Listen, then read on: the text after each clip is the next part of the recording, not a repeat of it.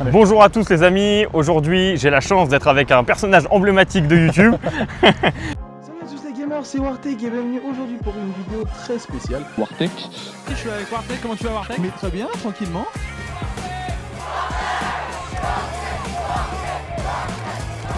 Je suis avec Wartek, salut Wartek. Salut. Bonsoir tout le monde, comme vous avez pu voir la petite intro. Pour ceux qui l'ont pas reconnu, est-ce que tu peux te présenter? Je m'appelle Anil, merci beaucoup pour cette présentation, alias Wartek il y a quelques années. C'est ça. Et je fais des vidéos sur YouTube depuis 17 ans, c'est ma 17e année. 17 ans.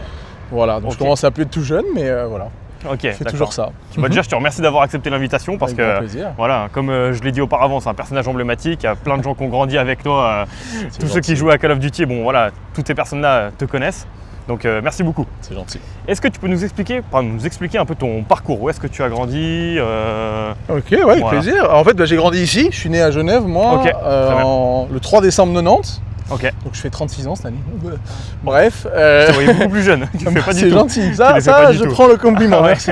Non, en gros, voilà, j'ai grandi ici, j'ai fait mon école ici. Et à partir de 18 ans, j'ai commencé, j'ai voulu faire HEC à Genève. Ok. Je me suis rapidement rendu compte que c'était pas du tout ce qui m'intéressait. Et après, je suis plutôt parti sur. Je jouais déjà depuis un moment, je joue depuis que j'ai 15 ans, tu vois, vraiment intensément. Ok, Et d'accord. après, voilà, j'ai commencé à développer un peu la chaîne YouTube. C'était le début du développement de YouTube, on va dire, en France, parce Ok. qu'en Amérique. Donc là, ça t'avais faisait quel âge à peu près? J'avais 18 ans. 18 ans. Ouais, Ok, pile 18 ans. Ok. Et donc je jouais pas mal et j'ai Mhm. commencé YouTube à ce moment-là. J'ai eu quelques boulots et tout, j'ai travaillé à Pathé, à Balexer, enfin Ok, bref, d'accord, voilà, c'était un de mes premiers boulots. Et en fait je suis devenu connu assez rapidement, en une année j'ai pris pratiquement 400 000 abonnés. Ah oui, ok, d'accord, une ouais, explosion. grâce à deux trucs, une vidéo un peu emblématique. Après j'avais rejoint la team FaZe à l'époque, qui était une team sniper, etc. Ok, Et après il a fallu faire un choix, soit je continuais mes études, soit j'allais à fond dans YouTube et bon voilà, le choix était Ouais. fait et je suis toujours là quoi. ok, d'accord. Voilà un peu le background quoi. Est-ce que ça change ta vie? Au moment où ça commence à marcher les réseaux sociaux, comment ça change ta vie? Parce que je pense que ça a dû le faire, mais... Il y a un changement. Alors déjà, justement, le boulot que j'avais eu chez Pathé, Ouais. à Balexer, en fait, je travaillais à la caisse et où on déchirait les tickets, les gens me reconnaissaient. Ah ouais, et mes ok, collègues magnifique. de boulot me disaient, mais attends, mais pourquoi ils te font des photos avec toi? T'es qui? Je dis, rien, je fais des vidéos sur YouTube, je joue à Call of Duty, voilà. Et en fait, c'est là où j'ai remarqué le premier changement. Ça a été vraiment ce côté, effectivement, on commence à me reconnaître un peu dans la rue. Ouais. Après, ça a eu un impact, c'est évident, sur tout le reste, parce que moi, les 3 premières années, j'ai pas gagné ma vie avec ça. C'était Ok, d'accord. purement du partage Ok. de plaisir, etc. Ok. On a commencé à avoir les tout premiers partenariats, Mm. les rémunérations via YouTube et tout. Ouais. Là, c'est là où tu te poses la question, tu te dis, est-ce que je sais en faire un métier ou non? Mm. Et le truc qui a vraiment déclenché, c'est que j'ai été invité au premier événement qu'a organisé Call of Duty aux États-Unis Ok, pour tester d'accord. le jeu en avant-première. Ok, Et je me suis dit, là, on considère vraiment ce que je fais, donc ça Mm. devient peut-être intéressant de faire un truc, de pousser le truc un peu plus loin. ok. C'est là où ça a eu un vrai changement. Donc là, c'était quoi, au bout de la 3e année, 4e année à peu près? Ouais, ça devait être 2011, un truc comme ça, donc ça devait être la 2 ou 3e année. Ok. Et puis je me suis dit, là, il y a un truc, Ouais, il y a un truc à faire. ouais. Quoi. Donc t'as poussé et puis... Ouais, c'est peut-être 2012 même, mais ouais, voilà, je me suis dit, je vais pousser le truc à fond et on verra bien ce que ça donne. Quoi. Comment elle se rythme la vie d'un youtubeur qui commence à grandir, à exploser Écoute, à l'époque, c'était marrant parce que je sortais encore un petit peu, j'ai jamais été un mec qui est beaucoup sorti, tu vois, Ok. soit en boîte, soit tout ça, ça n'a jamais été mon truc, je jouais en même temps. Ouais, donc fallait voilà, il faire n'y un a pas choix. le temps. Mais non, en gros, écoute, à l'époque où je jouais, ça se rythmait pas très différemment de se lever, jouer jusqu'au coucher, quoi. Ah C'était, ouais. je Ok, jouais d'accord. 18 heures par jour, je pense. Non. Ouais, un peu, ouais. Ah ouais, Ouais, ok. les yeux ont Je pris, pensais pas le que ça dos. jouait autant. Ouais, si, j'ai énormément Ok. joué parce que j'ai voulu vraiment arriver, on va dire, au maximum du niveau que je pouvais avoir à l'époque, Ouais, tu vois. ok. Et puis en même temps, c'était mon boulot, donc Mm. c'était le but. Quoi. Ouais, en fait, C'était de jouer. tu te levais, tu t'as fait, mais c'était C'était un plaisir fou. C'était joué, quoi. Ok. Et je sortais 3 vidéos par semaine à l'époque, donc il y avait quand même un rythme Ah oui, qui était assez ouais, un soutenu. rythme soutenu. Ouais. Après, c'était Ok. moins compliqué parce que quand tu joues une partie, tu parles dessus, Mm. tu la postes, c'est terminé. Quoi. Ok, d'accord. Ouais. Mais voilà, donc c'était un peu ça. Et puis Mm. après, ça a un peu évolué, mais ouais, globalement, jusqu'à ce que j'arrête le jeu vidéo et que je passe un peu plus sur le format vlog voyage, c'était que ça, quoi. Ouais. Clairement. Tu peux nous dire à quel niveau tu as pu atteindre justement avec le jeu vidéo, par exemple sur Call of Duty ou... Alors, en fait, j'ai jamais vraiment fait de grosses compétitions parce que Ok. l'e-sport s'est développé après. Ah oui, Là, ok. Ouais. c'est connu maintenant, mais c'était pas vraiment le truc à l'époque. Mm, mm. Je pense que je devais être, je pense dans les 10 meilleurs joueurs d'Europe au sniper à l'époque. Ok. Du D'accord. moins sur la plateforme, enfin, du moins des gens connus, parce qu'il n'y a pas tout le monde qui était capable de filmer, Bien sûr, poster, Ouais, sortir bien des sûr. vidéos. Donc Ouais. tu vois, c'était un peu ça. Mm. Le truc, c'était un peu cette base-là. Ouais. Et voilà, après je pense que j'ai beaucoup joué et tout. Bon, maintenant, comme je te disais tout à l'heure, bon, j'ai 35 ans, donc t'as plus le même niveau, il y a des bons Bien restes, sûr. mais on se marre un peu, mais voilà quoi. Si toi aussi tu veux lancer un business, devenir plus libre, ne plus dépendre d'un patron, sache que je suis aussi passé par là. J'ai monté une agence de marketing digital et aujourd'hui j'aide ceux qui veulent faire exactement la même chose. Si tu veux réserver un appel avec moi, le lien est dans la description. À quel moment tu décides d'arrêter le gaming? Ou d'arrêter, peut-être pas d'arrêter complètement, mais en tout cas de tirer un trait, de vouloir changer. En fait, en 2015 ou 2014, il y a un Call of Duty qui est sorti qui s'appelait Call of Duty Ghost, qui globalement a été le jeu qui a un peu plombé la licence. Et je me suis rendu compte en fait, les gens ne me connaissaient pas pour qui j'étais, ils savaient que j'étais Wartech, joueur sniper, etc. Mais ils n'avaient aucune idée de qui j'étais dans la vie de tous les jours. Et je me suis dit, j'ai envie de créer une deuxième chaîne à côté pour faire du vlog, juste pour parler de ma vie, de partager mon quotidien. Et c'est comme ça un peu que j'ai eu ce déclic-là. Et en même temps, je me suis dit, bah, je continue à faire un peu de jeux vidéo pour pas tout abonner, parce que j'avais une chaîne à 1 400 000 abonnés, quand même, tu te dis pas, bon, voilà. Donc j'ai essayé et ça a bien pris, donc pareil, mais j'avais lancé une série où je faisais une vidéo par jour pendant 100 jours d'affilée. Ok, d'accord, Donc ça a fidélisé les gens, j'ai pris 400 000 abonnés la première année aussi sur cette chaîne-là. Magnifique. Et j'ai continué là-dessus, et puis après, je suis plutôt... Après avoir fait toutes ces vidéos vlog, j'ai voulu faire du voyage pur et dur. Et donc j'ai commencé par faire d'abord ce qu'on appelle de l'urbex, ce qu'on appelle de l'exploration de lieux abandonnés. Ouais, bien sûr, magnifique. Et après ça, j'ai voulu pousser le truc tellement loin que je suis allé à Tchernobyl, où c'est littéralement la plus grande ville d'urbex au monde, et j'ai fait un reportage là-bas c'était en 2017, donc ça fait 9 ans. Et c'est la vidéo la plus vue de ma chaîne, Anil B du coup, qui est la chaîne qui suit celle de Wartech. Et après j'ai continué à faire d'autres projets. J'ai fait un énorme projet en 2018 où j'ai visité les 7 merveilles du monde, j'en ai fait un livre. Et voilà, je continue à faire un peu toute cette vibe de voyage et tout encore maintenant. Mais littéralement maintenant j'ai fait plus de temps ma chaîne de voyage que le gaming. Ah oui, proportionnellement. Proportionnellement oui, mais la partie qui a le plus impacté, c'est le côté Wartech. Le côté Wartech, Et est-ce que tu t'es pas dit, je prends un risque? Totalement. Si, mais je me suis dit, en fait, le risque peut-être en vaut la chandelle, parce que d'ailleurs, quand je prends un peu de recul, quand je vois les mecs qui faisaient ce que je faisais moi à cette époque-là, il y a plus grand monde qui reste sur le domaine de Call of Duty. Et je me suis dit, en fait, j'ai envie d'essayer de me diversifier, j'ai rien à perdre, et si vraiment je vois que ça marche pas, je fais un retour en arrière. Mais je suis jamais retourné en arrière, à part pendant le Covid, parce que j'ai rejoué un peu sur Twitch en stream, parce que moi je faisais des voyages, donc Covid oblige, tu restes chez toi. Et voilà, c'était un peu ce format de tenter quand même de rester toujours une tête dans le gaming, sans vraiment que ce soit mon principal truc, quoi. Ok, magnifique. Moi, t'as bien joué le coup alors. Bon, on a tenté. Bravo. Merci. Et là, comment elle se résume à quoi là, ta vie actuellement? Donc l'année dernière, j'ai fait 3 très gros voyages. Parce que le but maintenant, depuis environ 1 an, je fais des vidéos sur l'histoire et sur les mystères autour de notre histoire et des monuments qu'on ne peut pas expliquer. Et le but, c'est maintenant d'aller sur le terrain pour en faire des reportages et pousser le truc plus loin pour pouvoir emmener les gens avec moi. Et là, c'est ce que j'ai fait.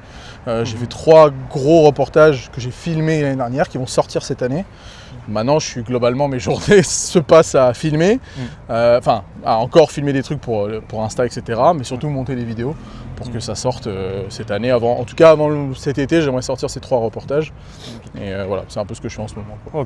Donc la création de contenu, en fait, pure, clairement. Bon, de toute façon, on va bientôt y arriver. Là, tu as un restaurant à Genève, Ultimo. C'est ça, exactement. Voilà. Les amis, je vous invite à aller manger parce que c'est très très bon en plus. Merci. Comment tu arrives à... ce projet-là ce projet-là. Comment ça vient? En fait, j'en discutais parce que c'est un resto un peu familial. Donc moi, je suis le proprio et le gérant du resto. Mon père est un peu dedans et tout. Ma mère s'occupe un peu de l'administratif et tout.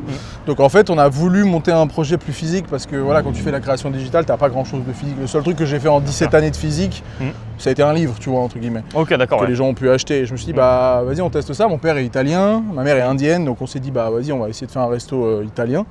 Malgré le fait qu'il y en avait déjà 180 à Genève, des restos italiens, donc c'était un peu un challenge. Ouais, c'est clair. Et on a ouvert 2 mois avant le Covid. Donc le timing n'était pas le meilleur. En fait, les années ont été un peu galères, 20, 21, 22, forcément. Mais là, ça reprend bien et ça marche bien.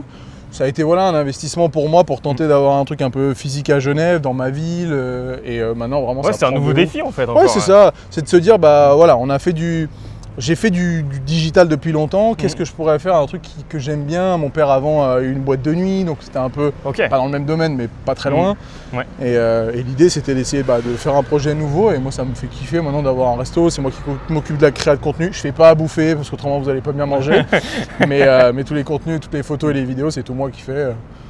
Et voilà, donc c'est un projet que moi j'aime bien et qui maintenant cartonne. On a fait pas mal de très belles soirées de marques qui veulent venir manger au resto pour leur soirée de boîte et tout. C'est cool. Donc c'est très très cool. Donc ça fait 6 ans cette année que le resto existe déjà, donc ça passe vite aussi. Est-ce que tu aurais peut-être un événement qui a marqué ton histoire, enfin une anecdote, quelque chose que tu te rappelles durant peut-être déjà ta période de gaming, quelque chose de croustillant à nous raconter? À la période de gaming, je pense que j'ai un événement, je pense que c'est la première fois que j'ai fait un événement public qui s'appelle la Paris Games Week, qui était un énorme salon de jeux vidéo à Paris. La première fois que j'y suis allé, en fait, c'était en 2012 et moi j'y suis allé en mode je vais à un événement de jeux vidéo, tu vois, je m'attendais à rien de spécial. Et j'arrive et en fait, moi j'avais un peu plus de 100 000 abonnés à cette époque-là.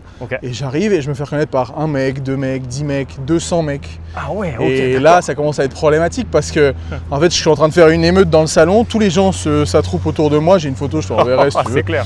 Et en fait, il y a des mecs de la Sécu qui disent mais t'es qui en fait? Pourquoi il y a autant de gens? Je dis je sais pas, je fais des vidéos quoi. Et je me retrouve sur un stand qui s'appelle Game One, qui est une chaîne de jeux de... C'était une chaîne télévision de jeux vidéo qui a fermé malheureusement aujourd'hui. Et en fait, c'était un des seuls à avoir des stands fermés. Donc je me retrouve en backstage du stand et ils me disent mais t'es qui en fait? Et je dis je réexplique la même chose. Ils disent ok, viens, on va aller sur scène et on va te présenter.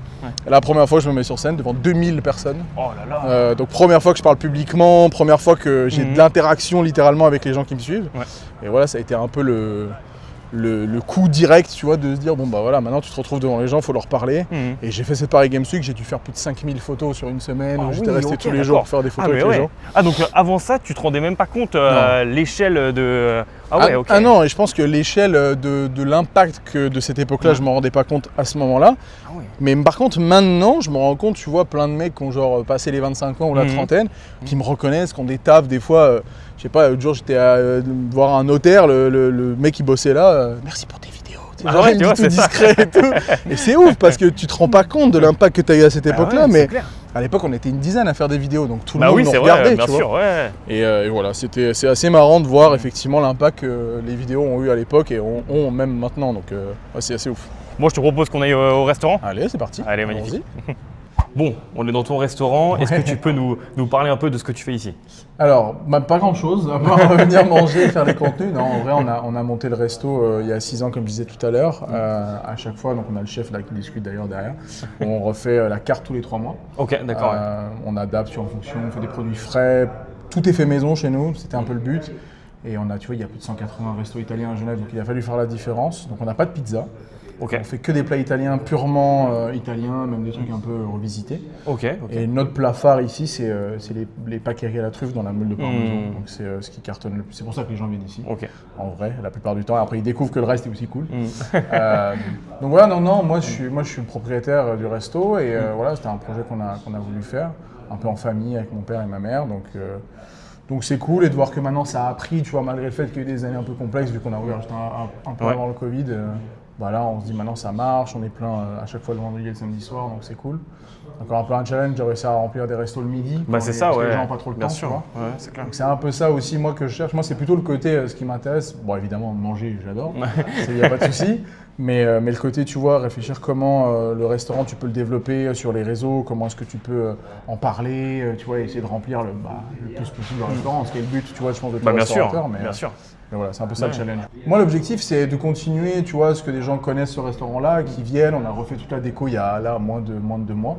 Donc on a repeint les murs et tout pour faire un truc un peu plus clean, plus classe. Et l'objectif, c'est de le faire connaître au maximum de gens. On a pas mal de gens qui viennent de la France voisine, il y a pas mal de gens qui viennent de Lausanne et tout. Donc l'idée, c'est soit effectivement, peut-être un jour en avoir un deuxième, je sais pas, on n'en est pas encore là, mais du moins, quand tu as un restaurant qui marche bien, tu te dis c'est quoi la suite?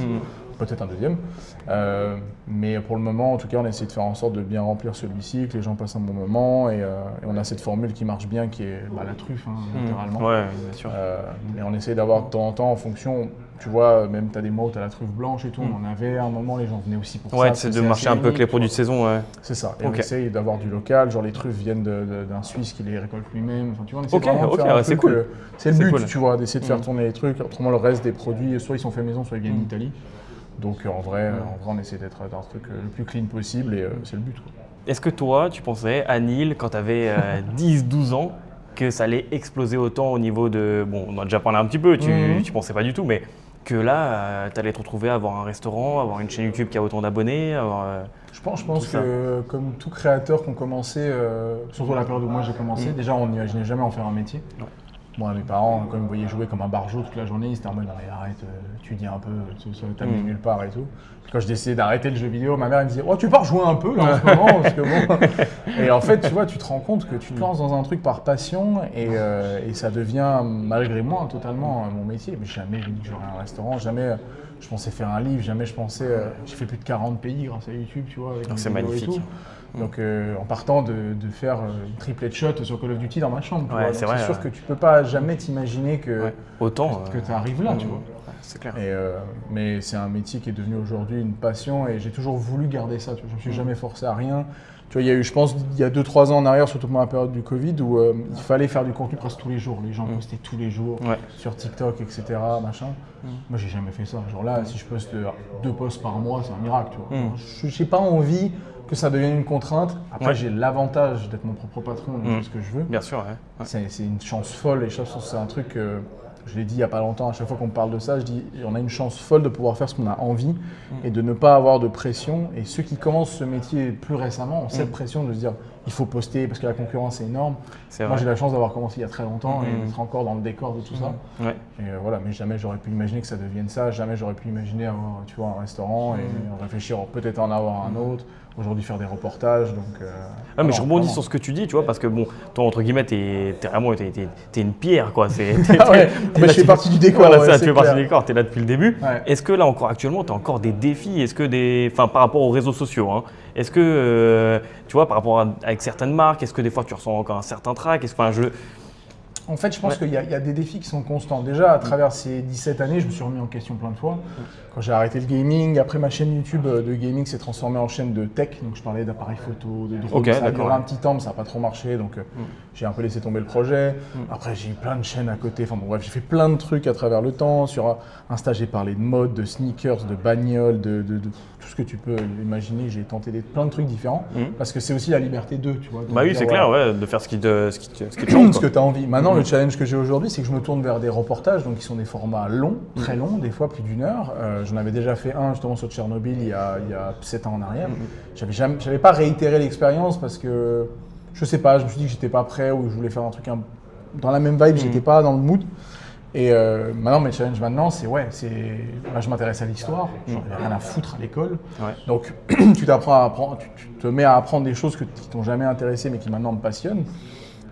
Et tu vois l'aspect de la création qui est totalement différente, c'est de se poser, de faire un format long, faire des recherches, faire 6 mois pour faire un reportage. Ouais, c'est totalement différent. Contacter les gens, avoir des autorisations de tournage, faire des interviews, des podcasts, et après faire des voix off, travailler avec des monteurs, avec des motion designers. Enfin, bref, c'est une expansion du travail qui est énorme. Ouais, c'est clair. Mais ce que j'aime, c'est de pouvoir quand même piloter tout le truc et pas avoir juste un truc tout cuit qui me tombe dans les mains et juste mettre mon image dessus. C'est vraiment d'aller chercher moi-même les trucs et être au cœur du projet. C'est ça qui me passionne, donc c'est le nouveau challenge. C'est de se dire, je fais un truc nouveau, comment est-ce que je peux le faire au mieux et que ça me ressemble, tu vois. Ouais, bien sûr. Voilà. Et après bientôt 20 ans, est-ce que tu ressens pas une certaine fatigue? En vrai, oui et non. Alors je suis fatigué quand je joue aux jeux vidéo, j'ai beaucoup plus vite mal à la tête, ça c'est l'âge. Mais non, la fatigue non, parce que comme je te disais, tu vois, genre tu as la chance de faire ce que tu veux, tu vois. Si demain je vais me lever à midi et j'ai pas envie de bosser la journée, j'ai le luxe de pouvoir le faire, tu vois. Parce que justement, tu as construit plein de choses à travers le temps, mais non, je suis pas fatigué. Après, combien de temps ça va encore durer, j'en ai aucune idée, tu vois, parce qu'effectivement, ça fait 20 ans. Ouais, c'est ça. Une carrière, je veux dire, on est peu à avoir fait. Ouais, c'est clair, bien sûr, c'est vrai. Tu vois, en Suisse ou à Genève, le Grand JD, un peu dans la même vibe, parce que moi, ça va faire, je pense, plus de 10 ans, largement même plus de 15 ans qu'il fait ça aussi. Enfin, je pense, on a dû commencer un peu en même temps. Donc, tu veux réussir à tenir autant de temps, c'est clair. C'est un challenge. C'est quoi les secrets pour tenir dans la durée comme ça? Alors là, je te jure, je pense que se réinventer, se rénover, c'est l'essentiel. Et je pense faire les choses avec le cœur, Alors ça marche pas tout le temps, mais moi en tout cas c'est ce que j'ai toujours fait. J'ai eu la chance de vouloir toujours faire quelque chose de qualité et de proposer des choses de qualité.